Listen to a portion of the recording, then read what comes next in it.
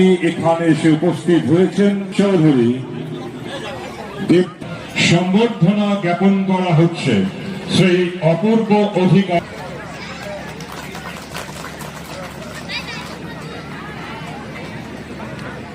সনাতন বাঙালি যুব ছাত্র ফেডারেশন উজ্জ্বলন করা হচ্ছে।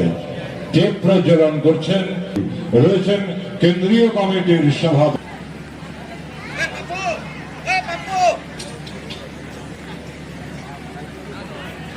যুব ছাত্র ফেডারেশনের আজি ৩৬তম প্ৰতিষ্ঠা দিৱসৰ আজিৰ প্ৰথম দিনটোৰ এই সাংস্কৃতিক মঞ্চৰ উপস্থিত থকা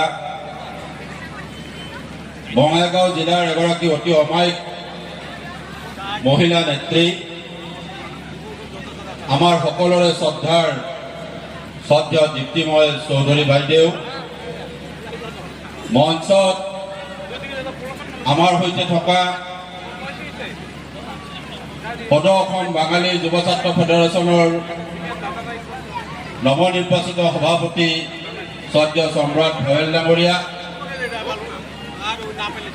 কেন্দ্ৰীয় সমিতিৰ শ্ৰদ্ধেয় সাধাৰণ সম্পাদক উপসভাপতিকে প্ৰমুখ্য কৰি কেন্দ্ৰীয় সমিতিৰ বিষয়ববীয়াসকল, আমাৰ মাজত উপস্থিত থকা বঙাইগাঁও জিলাৰ যুৱ ছাত্ৰ ফেডাৰেশ্যনৰ বিষয়ববীয়াসকল, ৰাজ্যখনৰ বিভিন্ন জিলাৰ পৰা অহা শ্ৰদ্ধেয় প্ৰতিনিধিবৃন্দ, মই অসমীয়া সম্ৰাট ভয়েল ডাঙৰীয়া বঙালী সমাজৰ প্ৰতিনিধি, তেওঁৰ আত্মাটো ভগৱান বিৰাজমান, মোৰ আত্মাটো ভগৱান বিৰাজমান বুলি কৈছে।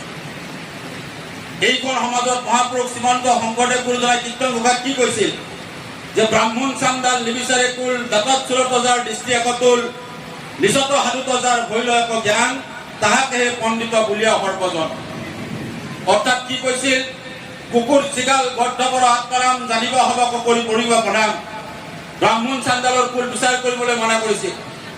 মহাপুৰুষ শ্ৰীমন্ত শংকৰদেৱে কোনে হিন্দু, কোনে খ্ৰীষ্টান, কোনে বঙালী, কোনে অসমীয়া, কোনে বড়ো, কোনে গাৰো, এই কথা বতৰাবিলাক ডিনাই কৰিছিল কৰি এখন শুদ্ধ সমাজ নিৰ্মাণ কৰিছিল। যাৰ কাৰণে মহাভাগৱতত থকা উল্লেখ কৰিছিল, কি উল্লেখ কৰিছিল, কিৰাত কছাৰী খাচী গাৰো মিৰি জবন কংক গোৱাল, অসম মুলুক ৰজত্বৰ কোৱাছিলে চান্দাল। অৰ্থাৎ অসমত থকা কিৰাত কছাৰী খাচী গাৰো মিৰি আমি সকলোৱে ভাই ভাই বুলি কৈছিল। এক সমন্বয়ৰ ভিত্তিত অসম নিৰ্মাণ হৈছিল বৰ অসম। সেই বৰ অসমৰ আমি বঙালীয়ে হওঁ, আমি অসমীয়াই হওঁ, আমি কাৰ্বিয়ে হওঁ, আমি মিচিঙেই হওঁ, আমি বড়োয়ে হওঁ, আমি সকলোৱে ভাই ভাই। সেই সংকল্প যেখান থেকে ঘোষিত হওয়া উচিত ঠিক সময়ে সেখান থেকে ঘোষণা করলেন আপনি। আপনাকে আমাদের সানুরাগ কৃতজ্ঞতা জানাই। শ্রীমতী দীপ্তিময়ী চৌধুরী, এবার আমরা আপনার বক্তব্যে ঋদ্ধ হতে চাই। শ্রীমতী দীপ্তিময়ী চৌধুরী, আপোনালোকক বহুত ধন্যবাদ জনাইছো। বৰষুণ দি আছে, আপোনালোক যে বহি আছে, বহুত ভাল লাগিছে। আপোনালোক মঞ্চত উপবিষ্ট হৈ থকা আজি আমাৰ শ্ৰদ্ধাৰ অতিথি অপূৰ্ব ডাঙৰীয়া, তেখেতৰ আজি ভাষণ শুনি খুব আপ্লুত হ'লেও বহুত ভাল লাগিছে। মঞ্চত উপবিষ্ট হৈ থকা আমাৰ সম্ৰাট ভাল আৰু এই সংগঠনৰ লগত জড়িত হৈ থকা যিসকল আমাৰ হেৰি আছে, যুৱকসকল আছে, তেওঁলোকক মই ধন্যবাদ জনাইছোঁ। আমাৰ আইনসকলক ধন্যবাদ জনাইছোঁ। মুঠতে সকলো ৰাইজকে মোৰ ফালৰ পৰা আন্তৰিক ধন্যবাদ জনাইছোঁ। এই সদৌ অসম বাঙালী যুৱ ছাত্ৰ ফেডাৰেশ্যনৰ আজি প্ৰথম দিনৰ কাৰ্যসূচী এনেকুৱা এটা সময়তে 1990 চনতে স্থাপন হৈছিল। তাৰমানে ৩৬ বছৰ আজি হৈ গ'ল। গতিকে এটা খুব শুভ দিন আৰু বৰষুণ পৰি আছে। বৰষুণ আৰু বেংগলী যুৱ ছাত্ৰ সন্থাৰ আজি অধিৱেশনত যেন পুষ্পবৃষ্টি কৰিছে, মোৰ ফালৰ পৰা বহুত বহুত আশীৰ্বাদ আছে। মোৰ খুব ভাল লাগিছে।